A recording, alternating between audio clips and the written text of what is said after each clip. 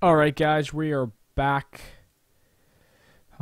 We are back now for game number 2 of this epic clan league. I know you guys are having a good time. I know I am. And with that, let's just get into our next game. Python it will be on and spawning here in the top right hand corner as the purple Protoss for Team AoV. It will be Wands once again. Juan's asking what he should do. I believe he is primarily a 1v1 player, and his ally as the green/teal Zerg player. It will be, I forget this guy's name, Richmond. And then for Clan PaiN as the white Protoss, it will be Apple once more. And as the other kind of same color, yellowish, it will be the Piriaya. And I just totally forgot to add the overlay thingy for the other game, so just give me a second here. Alright. Bam. Who is the white Protoss? White Protoss is whom? White Protoss is Apple. We'll make this guy Apple, and of course Wands will be the other. I believe Wand. There we go.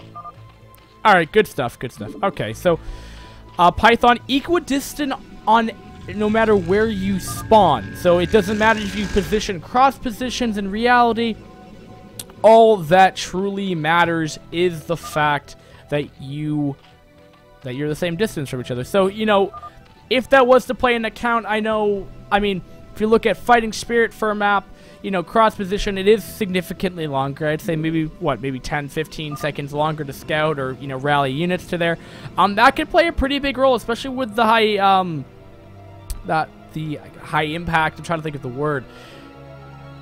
Fast-pacedness of 2v2, and that could play a big role. You know, that gives you that breathing room to prepare for it, and that's what we saw from last game. You know, we saw Apple being able to defend himself for Clan PaiN last game, and just had that maneuverability. Because remember that that was a pretty big map actually. Because that was that cross positions. Yeah. Well, no, it wasn't. It wasn't cross positions. But if he didn't, let's say that there was a shorter rush distance, that he may have died. He may have not had the cannon up. He may have not positioned the zealots correctly to do that. So, always keeping that in mind. Defender's advantage isn't going to be as great on this map as it would be on others. Now, looking at these builds, we do have Apple going to be open up with that 2-gate coming right up. And it looks like we do have the, just going to be going for the 2-hatch mass Ling build, if that's a build. But oh my god, we have a lot of Lings coming out very quickly right here, but those Lings are just barely going to get out of there in time. He will be, I believe, from this standpoint where this creep colony is coming from, this does mean he's going to be putting himself in a defensive position. While why that is because he's going to be extending that creep out to this ramp area so he can put up the sunks that far. And we'll see if that works. But the creep does spread fairly slowly in this game. Now we're going to have a very quick Muta build coming out of, what's his name? Putting every single drone on gas. Not quite sure. Oh, he's going to be putting down a creep colony right there, just in case there's some random shenanigans go down. Both Protosses. Apple has only made 5 zealots. Is he going to be? He's grabbed his gas. He throws down his cyber core now, and probably going to attack. Is going to be able to attack a bit quicker than his other Protoss counterpart, which is definitely going to give him a slight edge. So we have 2 players. We have 1 player from each team attacking right now. This can prove to be fairly efficient because if we see Protoss, if we see Apple playing reactionary to what PaiN is, to what AoV is doing, then they may know indeed that mutas are on the way, which may mean that he's going to be quick teching to Corsair tech, so he can deal with that, defend his ally so he just doesn't straight up die. But as you can tell, he already has his Evo chamber in position, and he'll probably put down either 1 or 2 sports in his mineral line, and we'll see what that does. But we do have the Lings coming out. Looks like Clan PaiN will be doing a joint attack onto the Teal Zerg, Richmond right here. Richmond's going to be in trouble. They now do verify that the Spire is there, but we do have AoV's Protoss trying to come here and assist right here. Not too many Zealots right here, but 5 on 4. 5-on-5 right here, but just ultimately Apple's just going to get a better part of that engagement right here, but this will delay. This will allow a couple of Needles to get up if he can stall for enough time right here, and I think that's what they will be able to do. But this push coming out of, from PaiN right now is looking very strong. Very strong indeed. And looking back, we have more rallied units coming out from AoV's Protoss right here, trying to defend right here, but there's a lot of Lings in here from PaiN. Can PaiN deal with this? PaiN is the white-yellow colors. Keep in mind, if you forget the colors like I do, I always just look at the overlay. They will be target firing that Spire down, so really only 3 Needles will be able to get up. Maybe a 4th one indeed. And probably if I look back at the space, we look at that, getting that Corsair up and going to be getting up the Citadel tech. I'm not going to be opting to go for the second Stargate. Feels like they have a confident ability to deal with that. So PaiN just looking in a really dominant position. Look at Protoss, teching a lot faster than his counterpart right there. Zerg's still alive, should not die, has multiple spores up in his base, gonna have another one. These Meatless have kind of missed their timing, trying to go into the main base right here. Now, they're in the center of the map, trying to push away Zealots, as what I saw. Yes, there they are. So we'll see what they, ultimately can accomplish, but I don't like AoV's chances right now. We'll see if they can do the damage that needs to be done. Gonna be coming in here right here. Now he only has two Corsairs right here. Could be a threat, especially considering the fact that AoV is pushing in here with a lot of Zealots, which he does not have, and desperately trying to get a cannon.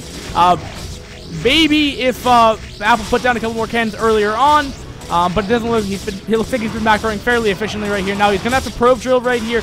Needless doing a very good split right here. So the Corsair are not doing their splash damage. These Corsairs are falling right here. The cannon will be canceled in the mineral line right here. It does appear that Apple's in a bit of trouble right here. Doesn't look like there's a lot of reaction coming from the Zerg player. PaiN actually I thought they were going to be in a very dominant position. Looks like I was wrong. Completely wrong. And he doesn't appear he's going to be in a suitable position to defend himself.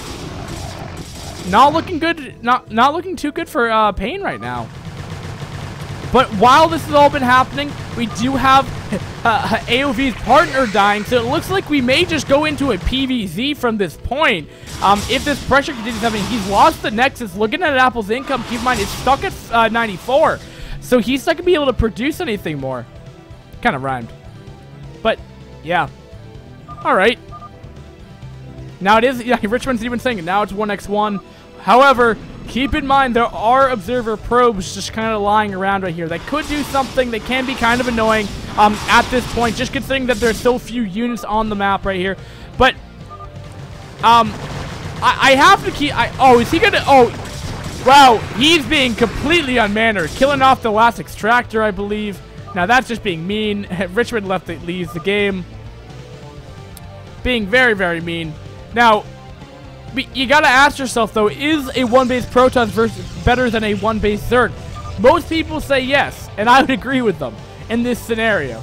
I mean, Protoss is getting up their tech. What this will end up being is that we're gonna have to see a potential expand coming out of Zerg if he wants to continue on, but it looks like he's just gonna fall into a 2-base Hydra play. But ultimately, I don't feel confident that he's gonna be able to do a whole lot against this Protoss right now. If you look at a 1v1 standpoint from PvZ, a 2-hatch Vita push comes at way quicker than Templar tech, unfortunately, and I don't feel confident. He is making an Archon, though, surprisingly. Not going to be opting to go for the Storm. Probably should realize that, and that, unfortunately, that Overlord, I don't believe gives a vision to Purple Protoss right here. But interesting 2v2. Now that is a 1v1, of course, between... the Purple Protoss. I don't remember. Piriaya. Pretty good 2v2 player. Consistent 2v2 player for PaiN, I have you know. Versus Wands. And you know, to be honest, I don't know Piriaya. I hope to know him because I am going to be following Clan PaiN for the duration of Clan League. And I just hope that they make it to the playoffs again. But, and they had a sick, for just some reason, one of their members just created like a hype video that shows all their players and stuff. It's pretty cool. You should check it out if you could find the link to it.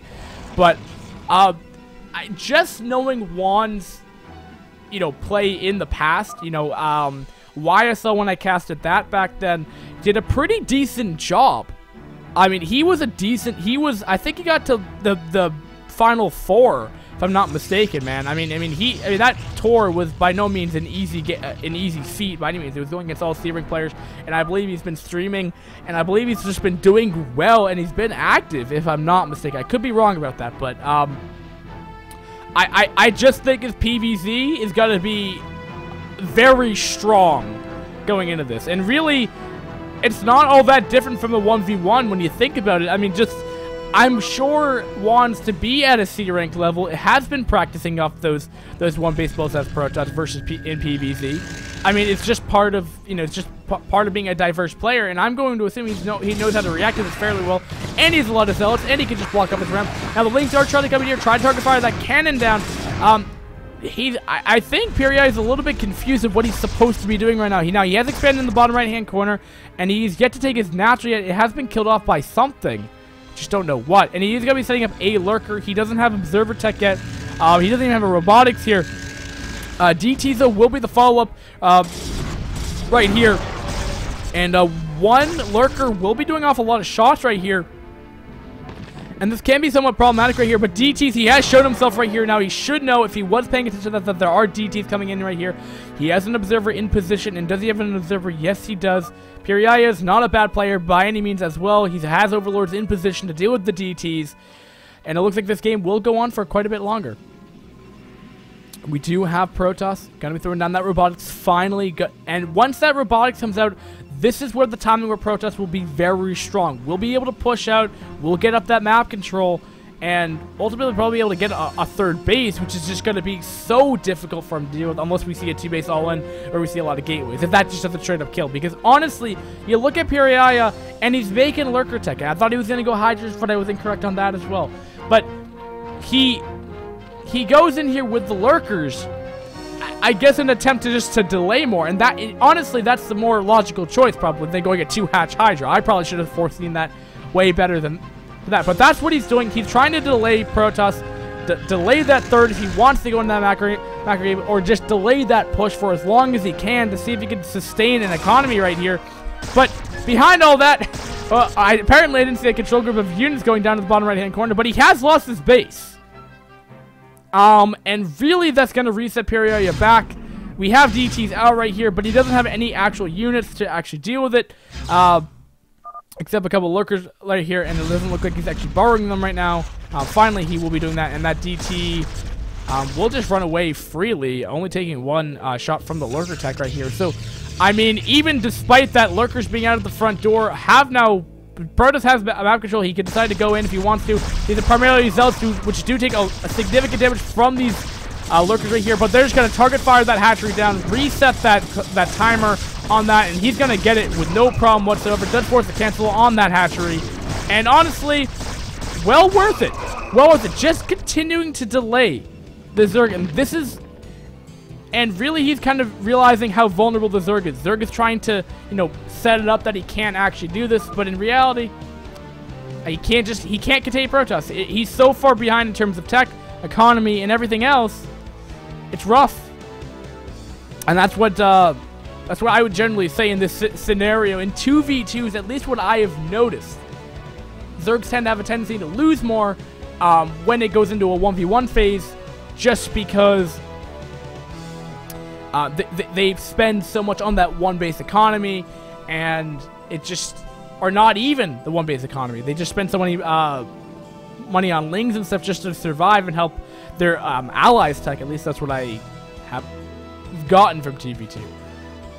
I'm sharing my knowledge. I'm hoping chat would say something and be like an awesome, like Nizzy or Busy or whatever the guy's name is. I think it's Nizzy, right? Nizzy is in chat right now and being like, yeah, dude, you're obviously right, or you're obviously wrong. But we do have Protoss pushing across the map here with a huge army. I'll have 106 supply to, I know the overlay doesn't cover it, 250. Not when your opponents double your supply. I mean, even in PvZ, that's never a good thing, never a great indicator. And this base is surely doomed from the start, from the beginning, when he threw down that hatchery. But he's going to try to save the drones. Hopefully he can keep the drones alive. I mean, these are right now, this is the important factor right here. But PaiN will GG, go on to win the ace match for the first for the first match. And, or the first set, rather, I should say. And a good game altogether. Hopefully I wasn't sounding like a retarded person to you guys. Hope you guys enjoyed it. We'll be back quickly. The break shouldn't be as long as the other one. So we're going to put on some random Green Day song for you guys. I'll do another announcement on iCCup so we can get more coverage of this event. And it's been your host and caster, iCCup.